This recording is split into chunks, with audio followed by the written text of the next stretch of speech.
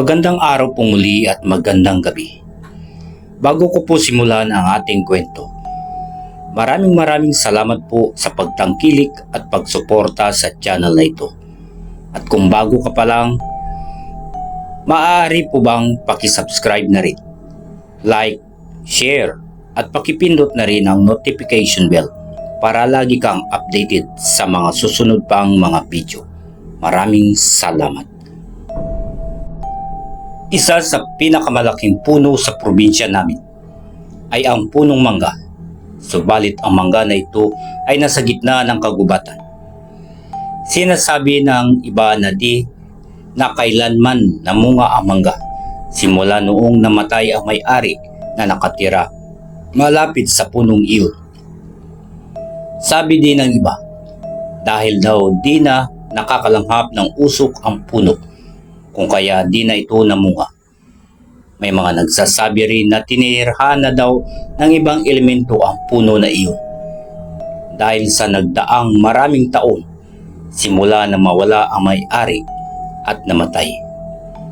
Dahil umano sa isang bangungot ang dahilan ng pagkamatay ng matanda, kung kaya marami ang nagsasabi na ang puno ay pinamumungaran na ng iba't ibang klase ng lamang lupa. Subalit ang mga maliliit na mangga na katabi ng puno ay hitik ito sa bunga. Matatamis ang bunga nito.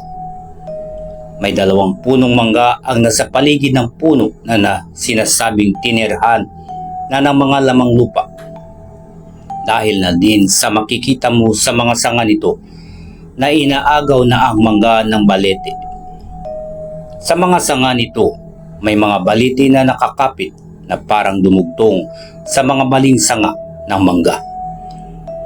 Ang mangga na iyon ay malayo sa baryo kung saan naninirahan ang maraming tao. Nagdaan ang ilang taon ay wala ni isang naglakas loob na puntahan ang mangga dahil sa magubat at napakalayo nito sa bayan. May mga magkaklase na nagbalak pumunta sa lugar na iyon dahil alam nila na buwan ng pamumunga ng mangga at malapit na itong mahinog. Dahil doon ay napagpasyahan ng 5 na magkakaibigan na puntahan ang lugar na iyon. Sila Neil, James, Anton, Rose at si Kimberly. Naisipan ni Neil na di na pumasok sa school at pupunta na lang sila sa mangga. Agad namang pumayag si Anton at si James, pati na rin si Rose. Si Kimberly ayaw niya sana kasi baka ay malaman ng magulang niya na di siya pumasok sa klase. Pero walang magawa si Kimberly dahil sa mapilit ang mga ito at sinadyang bagalan ang paglalakad para di sila umabot sa klase. Dahilan para malate silang 5. Dahil doon ay napagpayag nila si Kimberly na kahit nagdadalawang isip ito ay napasama nila. Habang naglalakad na sila papasok sa gubat, may isang bahay na maliit na may kalayuan sa baryo. Habang naglalakad ay nakasalubong nila ang isang matandang babae na may daladalang tungkod na kahoy. Parang galing ito sa bundok at nagtanim ng kamote at ibang gulay. Dahil doon, nung malapit na sa kanila, tinanong sila ng matanda kung saan ang punta nila dahil magubat ang lugar na iyon. Kaya nagtaka ang matanda. Sumagot naman ang mga ito. Pupunta po kami sa mangga. Mangunguha ng mangga po, Lola. Baka po kasi may mga bunga na at mga hinog na. Tugon nila sa matanda. Biglang napakunot ng noo ang matanda at sinabing delikado sa lugar na iyon dahil ang mangga na iyon ay may mga nakatira na. Tinanong ni Neil kung ano ang nakatira doon, ngunit bigla na umalis ang matandang babae. Kung kaya si Kimberly ay nag-alala na kung ano ang kahihinatnan nila sa lugar na iyon dahil sa nagdadalawang isip ito na pumunta at nakiramdam siya ng kakaiba. Nung nagpatuloy na sila sa paglalakad papasok sa masukal na gubat, dahil sa napakadamo na nito at matataas na, bumagal ang paglalakad nila. Nung nakita na nila ang puno ng mangga, ay napawaw sila sa laki ng mangga na nasa harap nila. At yung mga mangga na di kalakihan ay punong-puno ng bunga. Dahil doon ay napangisi ang mga ito sa saya. Dahil sa nagdidilaw na ang mga bungang, halatang hinog na ang iba nito.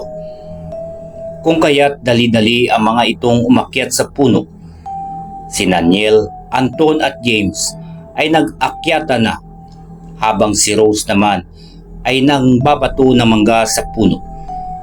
Dahil sa dami ay agad naman itong tinamaan, kung kaya nalaglagan at kumain kaagad siya, habang si Kimberly naman ay kumain na din at nagpasintabi sa lugar. Habang kumakain, napansin ni Kimberly ang isang malaking tao. Subalit siya lang ang nakakita nito, kung kaya ay natakot siya. Pero nagpasintabi ito. Kitang-kita niya na bumaba ang kapre sa puno at pinuntahan ang tatlo.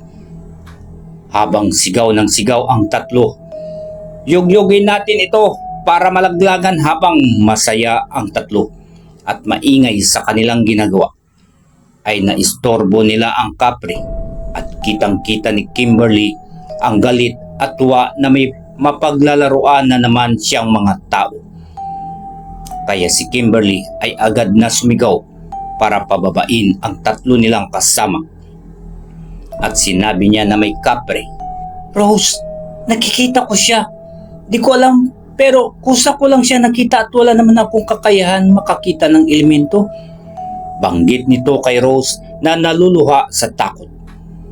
Pero dahil sa matitigas ang ulo ng mga kasama niyang lalaki, di ito nakinig at nagpatuloy sa pagyugog ng mangga. Nung biglang nalaglag si Neil na mula sa itaas ng mangga, tumama ang kamay nito sa sanga ng kahoy at nabali, dahilan upang masugatan si Neil sa kanyang katawan. At doon ay nanlaki ang mata ni Kimberly dahil kitang-kita niya na itinulak ng kapre ang mga kasama niya, habang sumisigaw si Anton na, "Wag! Wag!" Ay tuwang-tuwa ang kapre.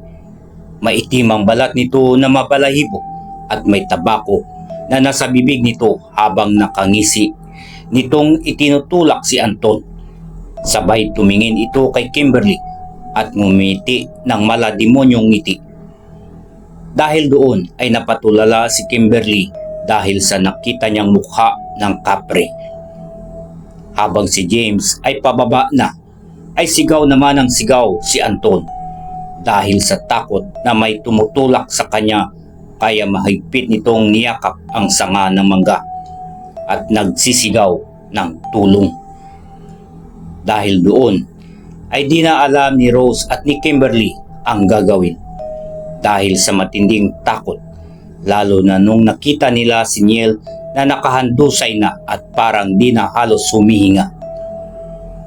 Nung biglang natigilan ang kapre sa kanyang ginagawang pagtulak kay Anton, at parang may nakita itong kakaiba dahil sa reaksyon ng mukha nito na parang galit na galit. Biglang lumabas ang matanda na kanina ay nakita nila Kimberly. Habang papalapit ang matandang uugod-ugod, ay may ibinubulong ito na di maintindihan. Kaya nagtaka si Kimberly kung ano ang sinasabi ng matanda. Agad bumaba si Anton nung natigil ang tumutulak sa kanya. Habang yung matanda ay nagsabi sa kanila na umalis na ito, agad na sumunod sila Kimberly at yung mga kasamahan niya. Habang si Neil ay binubuhat nila Anton at James. Naglalakad papunta sa matanda ang magkakaibigan. Nagtago sila sa likod nito, habang si Kimberly naman ay nakikita niya na galit ang kapre. Pero nanghihina ito sa mga binibigkas ng matanda na di maintindihan. Agad nagsabi ang kapre na huwag kang alam, tanda, dahil sila ang nanguna at hindi ako. Galit na sambit ng kapre. Dahil doon ay nagsalita ang matanda, nakapanakit ka na ng isa. Sapat na yun para madala ang mga bata na pumunta sa lugar na to. Subalit, di sang-ayon ang kapre sa sinabi ng matanda. Kaya kumuha ito ng sanga at nakmang hahampas na sana ay biglang may dumating na matandang lalaki at nagliliwanag ang kamay nito. At walang ano-ano ay ibinato niya sa kapre. Dahilan para tumilapon ang kapre sa kanyang kinatatayuan. Napahanga si Kimberly sa nasaksihan. Dahil sa laki ng kapre ay napatalsik ng matandang iyon nang walang kahirap-hirap. At nangako ang kapre na titigilan na niya ang mga bata. Kung kaya doon ay napanatag na si Kimberly at nakauwi sila ng maayos kasama ang dalawang matanda. Mag-asawa sila, isang albularyo, at doon ay ginamot na matandang lalaki ang batang si Niel dahil sa madaming bali ang natamo nito at sugat. Habang ginagamot si Niel, bigla itong nagsalita. Malaking tao na ang boses nito at galit na sabi, "Sa akin lang ang batang ito. Ipaubaya mo na siya akin, tanda. Huwag mo na akong pakikialaman, tanda." Iyon pala ay sumanib na ang kapre kay Niel. Nagsalita pa ito na akala mo talagang titigil na ako dahil natalo mo ako kakanina. Natatawang sambit nito sa matanda at nakita ni Kimberly ang galit sa mukha ng matandang albularyo at takot na ang mga kasamahan ni Kimberly dahil sa nakita nila ang mukha ni Niel na umitim. Ang buong mata at yung mga bali niya sa katawan ay nagagalaw niya. Agad nagsalita ang matandang albularyo. "Ah, ganun ba? Kanina natalo kita at pinatatawad kita, kung kaya di kita pinatay. Ngayon, dahil mapilit ka, papatayin na kita." Agad bumulong ang matanda sa hangin at iniihip niya ito sa kanyang daliri at idiniin sa tiyan ni Niel.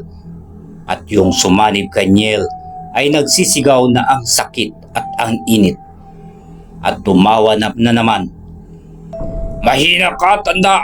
Kung yun lang ang pinakalakas mo, ay di mo ako mapapatay at mapapaalis sa katawan ng batang ito." Dahil doon ay nagalit na ang matanda. Sinabi nito na, "Ah, ganun ba? Ito ang tanggapin mo."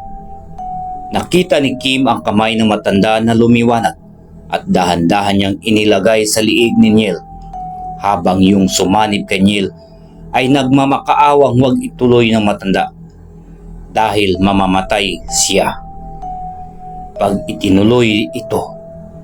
Pero di na nagdalawang isip ang matanda at nung nasa liig na ng sinasanibang si Niel ay nagsabi ang matanda, "Kung di mo ako lang sana ginalit, ay di ka sana mamamatay. Ngayon ay katapusan mo na."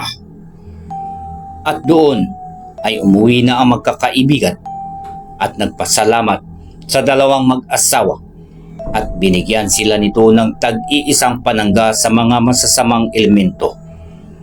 Dahil doon ay naging aral sa kanila ang nangyari.